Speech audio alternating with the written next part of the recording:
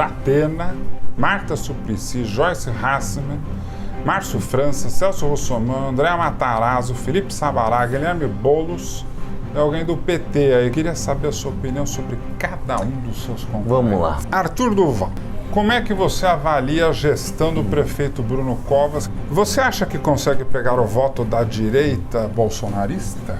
Quem que vai ser seu vice? Essa é uma boa pergunta. Se sai uma chapa Haddad prefeito e Marta vice, como é que você vai fazer para enfrentar?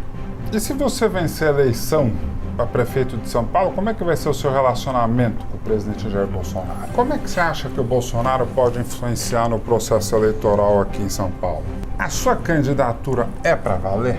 É óbvio que é para valer. Ou esse é um laboratório do MBL? Você acha que tem chance de ganhar?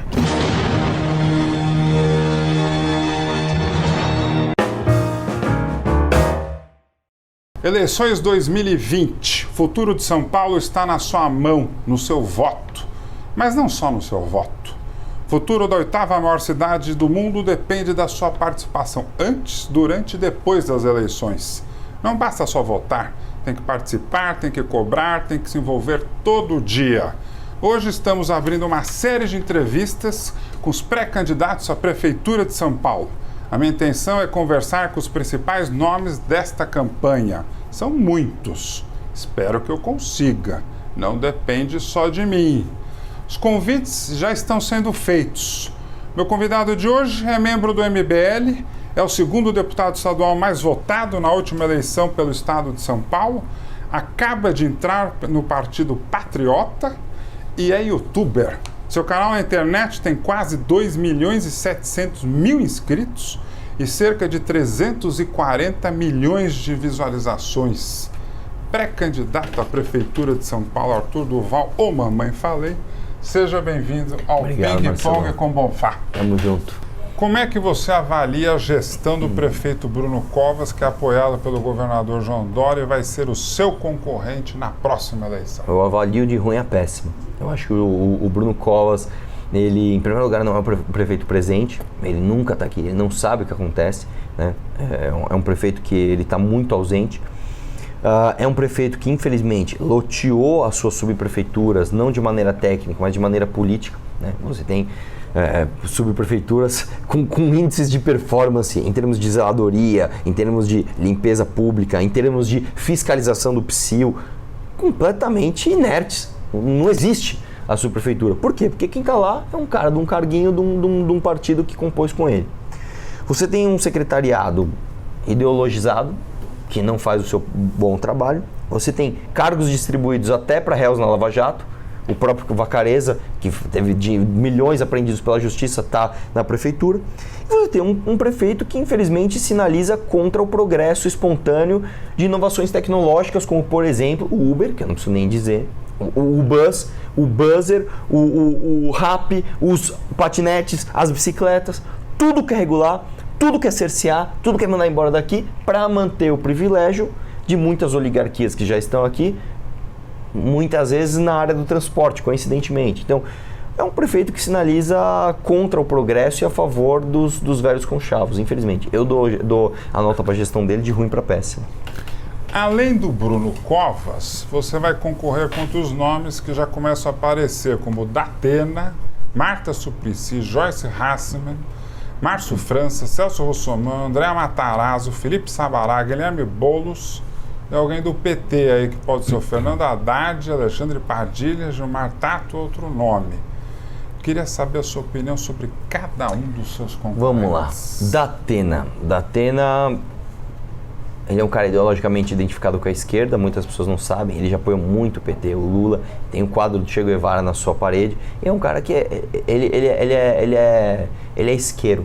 Ele fala que eu vou, mobiliza estruturas partidárias, mobiliza a população, chega na hora, não vai, porque ele tem um contrato milionário com a TV, ele sempre faz isso. Ele sempre fala que vai ser candidato e sai lá na frente nas pesquisas e na hora do vamos ver, o cara não faz.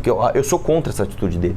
Eu acho que você brinca não só com as estruturas partidárias, que muitas vezes nem merecem o nosso respeito, mas ele brinca com a população. O cara fala, pô, gosto do Datena, eu vou votar nele. De repente o cara não vai. Então, por que esquera? Por que agita? Não faça, né? Marta. Eu vou falar o que da Marta? A Marta criou, apesar de ela ter criado os céus, que são excelentes estruturas, ela foi quem espalhou o zoneamento ZEIS, que é uma coisa completamente absurda aqui em São Paulo. É uma pessoa completamente ideologizada na esquerda que não tem o menor calço na realidade. Eu gostaria de lembrar que ela foi responsável por criar a taxa do lixo. Então, assim, a Marta, eu acho que ela seria completamente nociva para a cidade de São Paulo. Você tem o Márcio França, que ele é de Santos, ele nem é de São Paulo, e eu, sinceramente, acho que ele tem a força dele um pouco suprimida pelo PT, que essa força, sim, é muito robusta. As pessoas acham muitas vezes, o PT tá morto. Não. O PT é a maior bancada da Câmara, é a segunda maior bancada aqui da Assembleia Legislativa, é a segunda maior bancada do Congresso Nacional e vem forte para a Prefeitura. Eu gostaria de lembrar que o voto de São Paulo não é um voto ideológico. Você pegar a história dos prefeitos, ele vai de Irundina até Maluf, a Pita, a Serra, a Haddad e a Dória. E quem você acha que eles vão lançar? Eles quem? O PT? É uma boa pergunta. O que a gente ouve de bastidor? A área mais lulista quer a Marta. O próprio Lula quer a Marta. Mas ela enfrenta muita resistência dentro do próprio partido. Mesmo porque ela foi para o MDB, que é o partido do impeachment, enfim. Ela enfrenta muita resistência. A favor do impeachment. Ela enfrenta muita resistência dentro do próprio PT. Eu provavelmente acredito que seja algum dos Tato. Provavelmente o Gilmar Tato, que é um cara muito ligado à Secretaria de Transportes. Infelizmente. Quem mais você citou aí? O Celso Russomano, que ele sempre sai lá na frente, né, nas pesquisas, e de repente ele cerceia. Eu acho que ele não tem energia suficiente. Eu não acho bonita a história do Celso Russomano, inclusive, mas não é o momento para fazer críticas a ele. Eu não admiro ele como profissional. Você tem a Joyce Hasselmann, que é uma candidata do Paraná, já falou com as palavras dela no Roda Viva: eu não preciso conhecer as ruas de São Paulo para ser prefeita. E não acho que tenha tanta força eleitoral, né? Você tem o Bruno Covas, que a meu ver é o favorito. Ele tem a máquina na mão e numa eleição pulverizada a máquina faz toda a diferença. Eu gostaria de lembrar que leitura não é desejo. Eu estou fazendo uma análise do cenário e isso não é o meu desejo. Mas infelizmente o Bruno Covas acho que é o favorito. É um candidato que tem a máquina na mão. Quem mais que tem? Guilherme Boulos, eu acho que o teto dele é muito baixo, porque dentro do próprio PSOL ele não tem apoio dos seus correligionários. É um cara que invade propriedades. Eu acho que São Paulo jamais daria uma chance a um eu tenho medo de tomar processo, então eu vou usar a palavra supostamente bandido, Boulos. Quem mais que tem? Felipe Sabará, do Novo. É um bom menino, mas foi secretário do Dória 2 vezes, nunca trabalhou de verdade, acho que não está preparado. André Matarazzo é um excelente nome, acho que é um cara muito... conhece São Paulo, mas infelizmente está muito ligado ao Kassab. Então eu não sei até onde ele teria a coragem de enfrentar os velhos conchavos aqui da cidade. Quem mais que tem? Você falou o pastor Marco Feliciano. Eu não coloquei na lista, mas pode falar dele. O pastor Marco Feliciano, gostaria de lembrar que ele gastou R$160 mil do dinheiro público para trocar os seus dentes, né? Então, eu acho que isso vai ser um fator determinante na hora do paulistano dar o seu voto. Eu acho que não é confiável alguém que gasta R$160 mil do dinheiro de imposto para ir no dentista, né? Antes de continuar a minha entrevista com o pré-candidato à Prefeitura de São Paulo, Arthur Duval, do canal Mamãe Falei, eu tenho um recado muito importante. Inscreva-se aqui no canal e ative o sino. Quanto maior for o número de inscritos, mais entrevistas eu vou conseguir fazer. Eu estou de olho em você, hein? Você acha que consegue pegar o voto da direita bolsonarista? Em parte, sim. Eu acho que a direita bolsonarista mais ferrenha, aquela que fala, se o Bolsonaro acertar ou se errar, eu tô com o Bolsonaro, provavelmente não, porque eu, por ter feito campanha pro Bolsonaro, por ter votado no Bolsonaro, não me arrependo, porque se não fosse o Bolsonaro seria o Haddad. Eu cobro muito, eu aponto os erros do que eu considero serem erros da gestão Bolsonaro. Essa direita mais ligada ao bolsonarismo muito raiz, provavelmente não. Mas o cara que votou no Bolsonaro, assim como eu, já de saco cheio do PT, buscando soluções verdadeiramente corajosas para se enfrentar a bandidagem, para falar o que pensa mesmo da mídia, etc. Eu acho que esse cara tem, sim, uma representatividade em mim, mesmo porque a minha atuação nesse sentido é muito parecida. Quem que vai ser seu vice? Essa é uma boa pergunta. O vice, na verdade, é a última coisa que você define, porque você precisa definir todo o seu planejamento, você precisa definir uma série de coisas e o seu vice ele tem que estar completamente alinhado com você. Ele tem que ser um cara que vai trabalhar junto com você. Ele tem que ser um cara que vai falar assim, eu acredito 100% no seu plano e em você. E isso é uma coisa bem difícil de você achar mesmo, porque você também tem que acreditar 100% no seu vice e 100% no plano do seu vice. Então é uma decisão que ela tem que ser tomada com cautela. Estou conversando com várias pessoas, mas eu não pretendo citar nomes agora. Se sai uma chapa Haddad prefeito e Marta vice, como é que você vai fazer para enfrentar? Acho que seria a chapa mais forte, infelizmente. Eu gostaria de lembrar que o Haddad, ele deixou de pagar todos os fornecedores da prefeitura 3 meses antes do final do seu mandato. Então não, nós temos disso, estou deixando a prefeitura com o dinheiro em caixa. Legal, com todos os fornecedores atrasados há mais de 60 dias. Assim é fácil, irresponsável. Depois a próxima gestão teve que pagar tudo com juros.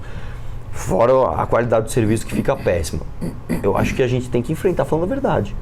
Mostrando quem foi o Haddad enquanto prefeito, mostrando quem foi a Marta enquanto prefeito e mostrar todos os desmandos do PT, que eles passam pano, que apesar de eu não achar que a eleição de São Paulo seja uma eleição ideológica, é uma eleição que você tem que ver na prática como a pessoa age quando o escândalo de corrupção está no teu quintal.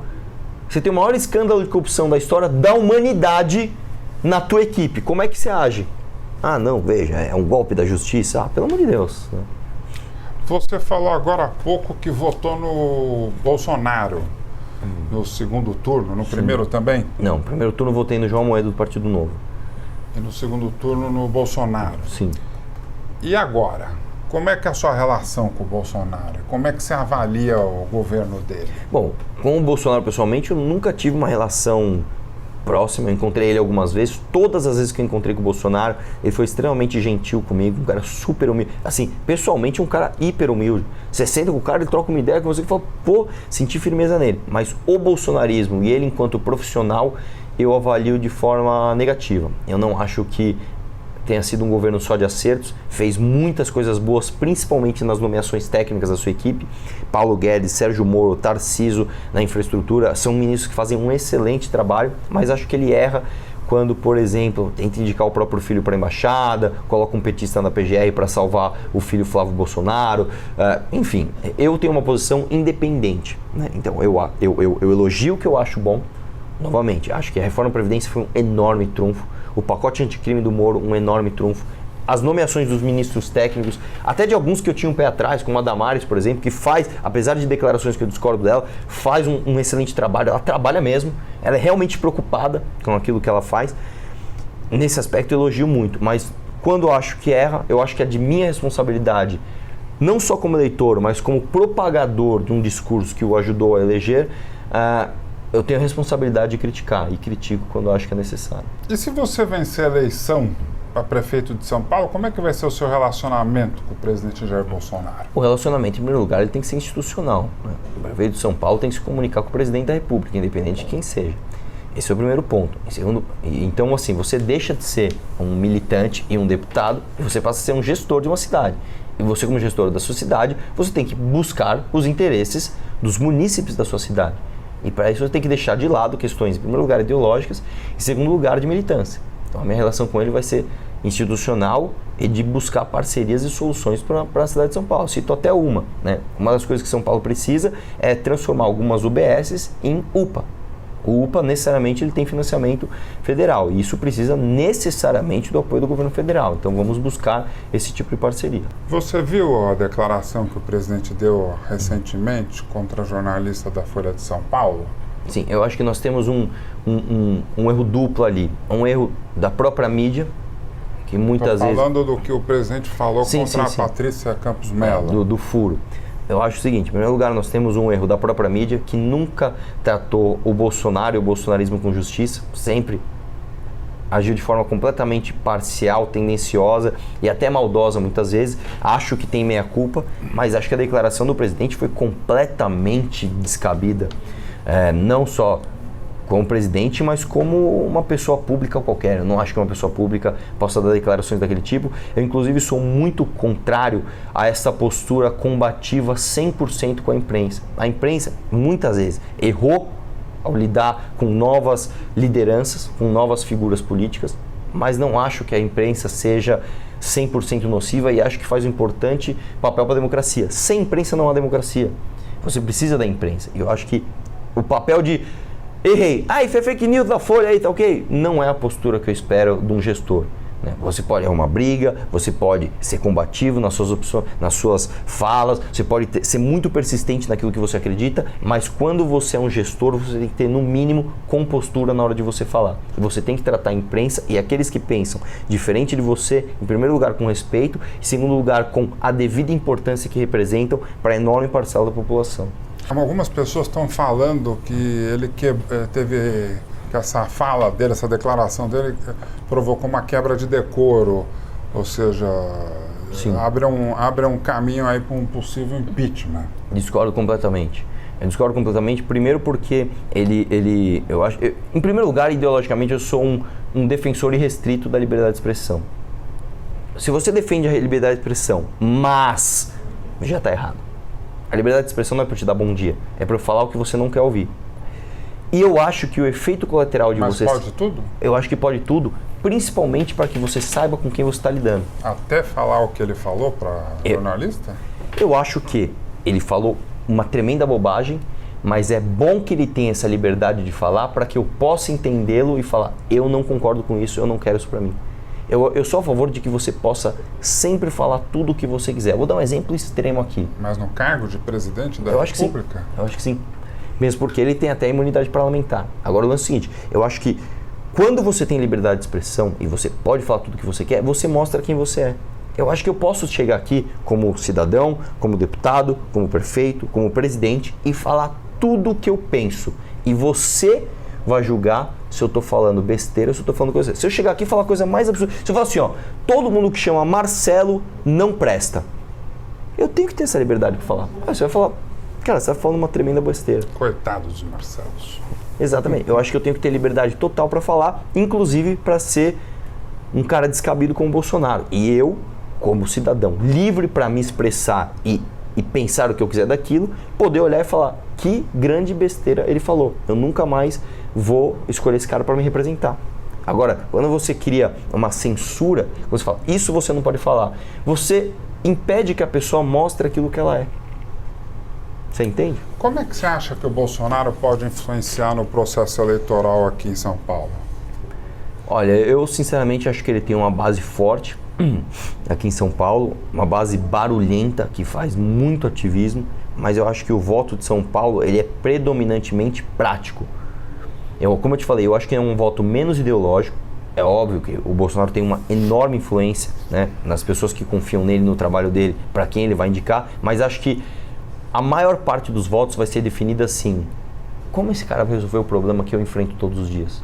Eu não quero saber quem ele apoia ou quem apoia ele. Eu quero saber como ele vai resolver o problema da minha UBS, que eu chego lá e eu não consigo nem marcar uma consulta. Eu preciso ligar para saber se estão marcando consulta na UBS. Eu preciso ligar na subprefeitura para o cara vir fiscalizar o psil que não funciona. Eu ando na rua, o buraco tá aberto e não vem tampar. Eu acho que esse é muito mais essa robustez que dá a decisão do voto do que uma indicação política. A sua candidatura é para valer? É óbvio que é para valer. Ou esse é um laboratório do MBL? Eu acho que a pior coisa que você pode fazer na sua vida é disputar uma prefeitura como laboratório. Primeiro que é o emprego mais difícil do mundo. Ser prefeito, principalmente de São Paulo, é muito mais difícil do que você ser deputado, do que você ser senador, do que você ser governador, do que você ser presidente da República. Ser prefeito é o trabalho público mais difícil que existe. Você acha que tem chance de ganhar? Muita chance de ganhar. Eu acho que nós temos uma lacuna muito grande no que se chama de centro-direita independente. Na esquerda, a briga está entre a turma da lacração, que é o Boulos, o Márcio França e o PT. Eu acho que esses são os mais fortes da esquerda. No que se diz centro, que para mim é centro-esquerda, você tem hoje o Bruno Covas e eventualmente uma Tabata Amaral, que não acho que venha com muita força. Ela vai sair candidata? Não sei, se não o PDT talvez lance outro nome, mas eu digo assim, nessa linha. No que se chama de direita, nós vamos ter o bolsonarismo e eu. E eu acho que nós temos uma grande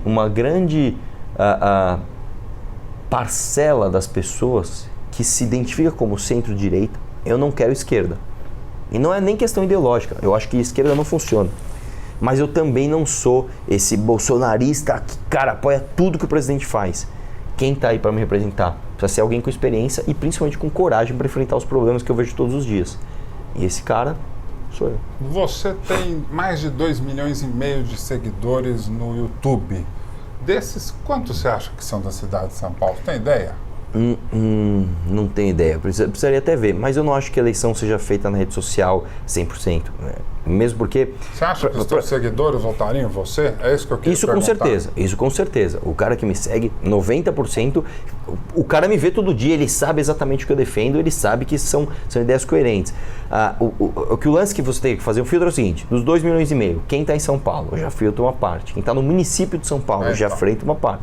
Dessa parte, quem é que está na idade de votar? Quem está entre 16 e, vamos pôr aí, 80 anos, que depois de 80 anos dificilmente a pessoa volta. Beleza, essa parcela. Desses, quem está com o título em dia? Desses, quem vai estar aqui no dia da eleição? Então você começa... Se você se basear, eu tenho YouTube, esquece. Você não sai do lugar. O trabalho é muito maior do que o YouTube, Você está gostando da minha conversa com o pré-candidato Arthur Duval do canal Mamãe Falei? Não acabou! Arthur Duval, você se sente preparado para comandar uma cidade com mais de 12 milhões de moradores e milhares de problemas? Completamente. A capital paulista ficou embaixo d'água recentemente. Muitas ruas e avenidas ficaram completamente alagadas. Se você estivesse no lugar do prefeito Bruno Covas, o que você teria feito de diferente para que nada disso que eu falei agora tivesse acontecido? Porque essa pergunta, ela separa o demagogo do realista. Toda vez que chove aqui em São Paulo, é um caos. Os faróis apagam. O que você vai fazer para resolver isso? Como é que você vai resolver o problema dos buracos nas ruas de São Paulo? Nós temos umas calçadas horríveis na cidade de São Paulo, né? Como é que a gente consegue resolver esse problema?